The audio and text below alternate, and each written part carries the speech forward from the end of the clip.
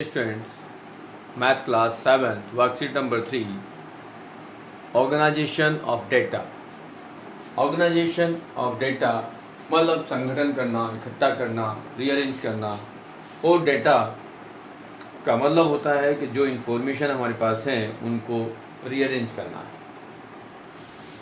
According to worksheet, we have learned that data and to get the specific information why we collect data. To get the proper information from the data we need to arrange, organize the data. So let us find the organization of data.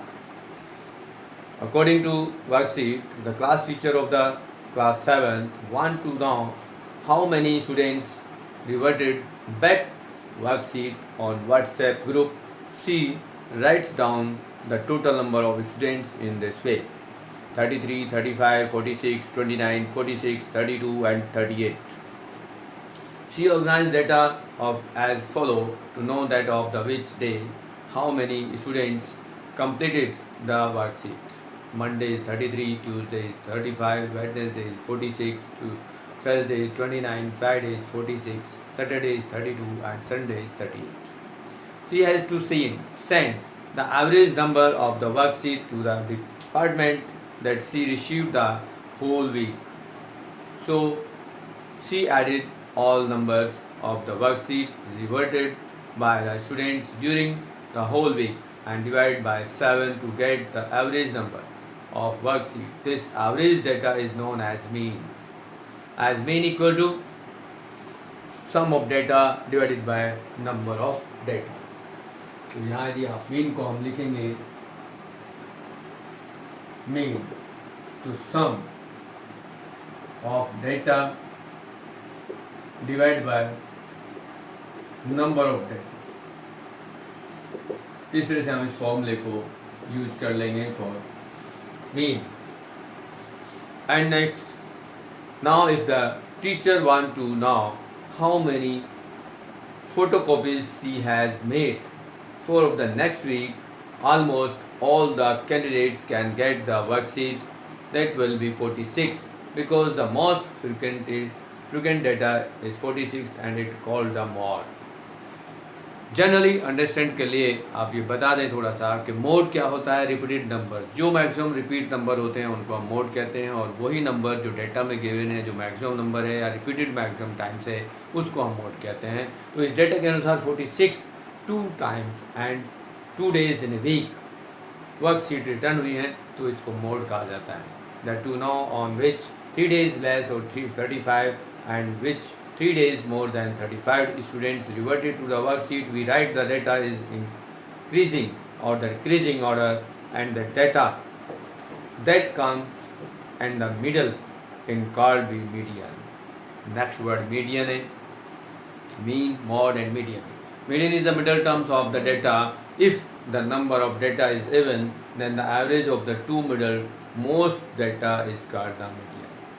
यहाँ आपके पास एक terms आएगी जो middle terms होगी उसको median कहते हैं, और इन केस यदि वो टर्म्स आपके पास इवन हो जाएं तो आपके पास 2 मिडिल टर्म्स का एवरेज मीडियन होगा. तो according to this as questions let's practice. Tell whether the statement is true और false. The mode is always one of the numbers in data. It is true as this much. ये आपने true लिखा. क्यों?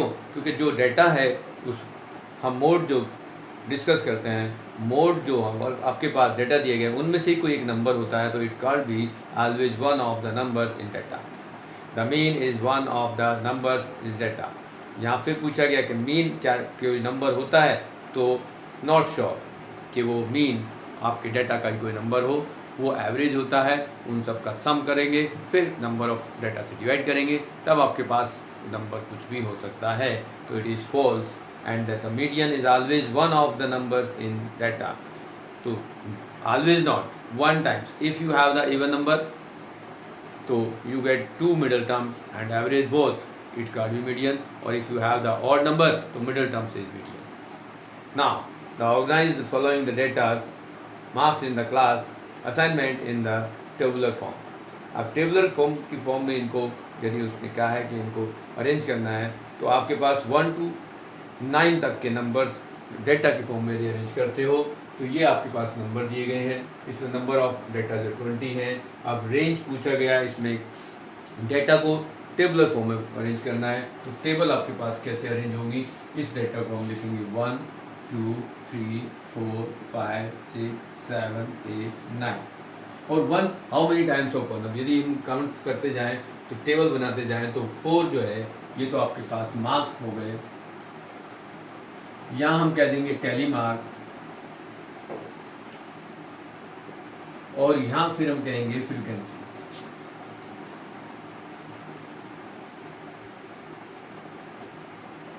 ये हमारी table बनेगी। अब यहाँ पर 1 को नहीं देखते, हम देखेंगे पहला नंबर क्या है 4, तो 4 के सामने एक टैली मार्क करेंगे, फिर 6 के सामने हम टैली कर देंगे, फिर 7 के सामने मार्क करेंगे, फिर 5 है आपके पास तो 5 के सामने मार्क करेंगे, इसको थोड़ा ऊपर लिख दें 5, फिर 3, फिर 5, फिर 4, फिर 5, फिर 2, फिर 6, फिर 2, फिर 5, फिर 1, 9, 6, 5, 8, 4, 6, 7, ये आपके पास डेटाज है हुए। और यहाँ पर जब आप करेंगे तो ये 1 की फ्रीक्वेंसी 1 है, यहाँ 2 है, या फिर ये 1 है, यहाँ 3 है, यहाँ 5 है, यहाँ 4 हो गया, यहाँ 2 हो गया, ये 1 हो गया, 1, और इन सब का टोटल जो है वो 20 आ गया। ये टेबल की फॉर्म में हमने इसको डेवलप कर लिया है। फिर आपने पहला क्वेश्चन कहा कि टेबल की फॉर्म में इसको डेवलप कीजिए। फिर बाद में क्या कहा है, what is the range of this data. तो सबसे लार्ज नंबर क्या है 9 और स्मॉलेस्ट है 1। तो large number is 9, maximum number is 9 and minimum is 1, तो रेंज इज 8। तो आपका आंसर हो गया 8। Next, find the arithmetic mean, mod and median of this data. तो सेकंड इज मीन, तो मीन के लिए आपके पास जो सेकंड पार्ट का जो क्वेश्चन है मीन, तो मीन में क्या आएगा, mean equal to sum of data divide by number of data. यहाँ आपके पास इन सब का सम आप करेंगे, एज इन सबको अरेंज कर दें तो यहाँ आपके पास 1 है, इनको भी आप करेंगे कितने टाइम हो सकता है, यहाँ आप देखेंगे यदि इसको यहाँ 1, ये 1 कितने टाइम है, तो 1 टाइम्स है। अब इसको हम इस तरह भी कर सकते हैं, या तो सबको ऐड कर दें 4 + 6 + 7 + 5 + 3 + 5 + 4 + 5 + 2 + 6 + 2 + 5, फिर यहाँ लिख देते हैं +1 + 9 + 6 + 5 + 8 + 4 + 6 + 7 और डिवाइडेड बाय 20, और इन सबको सम करेंगे तो आएगा 100/20 = 5। तो मीन आपका आ गया 5। सेकंड है mode. Mode, maximum frequency of this number is 5। 5 is 5 times, तो mod is 5, क्योंकि सबसे ज़्यादा 5 कितने बार आया है, 5 टाइम्स आया है, तो इसका मोड होगा 5। और मीडियन, मीडियन में आपके पास नंबर ऑफ डेटा इज 20, तो मिडल टर्म्स इसको फिर हमें क्या करना है, अरेंज करना पड़ेगा कि आपके पास असेंडिंग और डिसेंडिंग ऑर्डर में लिखेंगे। तो यहाँ मीडियन निकालने के लिए right the arrange in ascending order, तो आप इसको सबसे पहले क्या लिखेंगे, अब आप लिख दें यहाँ पर मीडियन निकालने से पहले हम यहाँ पर इसको लिखते हैं असेंडिंग ऑर्डर में। तो असेंडिंग ऑर्डर में आपके पास क्या होगा, सबसे पहले 1 आएगा for median, 1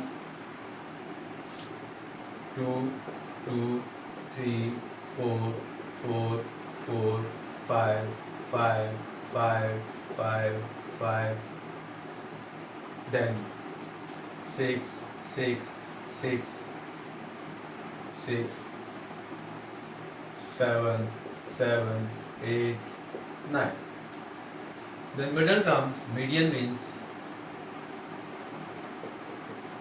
middle terms, and middle terms is 10 or 11. As आप कुछ पहले छोड़ दें, कुछ बाद में छोड़ दें, तो मिडल टर्म्स होंगी वो होंगी। तो यहाँ पर जो मिडल टर्म्स होगी उसका एक जनरल फॉर्मूला होता है n/2th term plus n/2 + 1th term divide by 2। Means यहाँ पर n 20 है तो 20/2 10th term plus 11th term divide by 2। आप इसको लिखेंगे तो 10th टर्म यहाँ पर 5 है, ये भी 5 है, डिवाइड बाई 2 10/2 = 5 आ गया। तो यहाँ आपके पास जो मीडियन है ये भी 5 होगी, मोड भी 5 होगा, और आपका जो मीन है वो भी 5 होगा। आपके पास जितने भी टर्म्स थे मीन मीडियन मोड के लिए सभी के वैल्यूज़ आंसर 5 हैं, बट ज़रूरी नहीं है कि सब वैल्यूज़ एवरी टाइम ये 5 आएँ। ये कुछ डिफरेंट वैल्यूज़ हो सकती हैं, आप इनको अलग से कर सकते हो। हर वैल्यूज़ मीन अलग, मोड अलग और मीडियन अलग हो सकते हैं। इस तरह से आप क्वेश्चंस ट्राई कर सकते हो।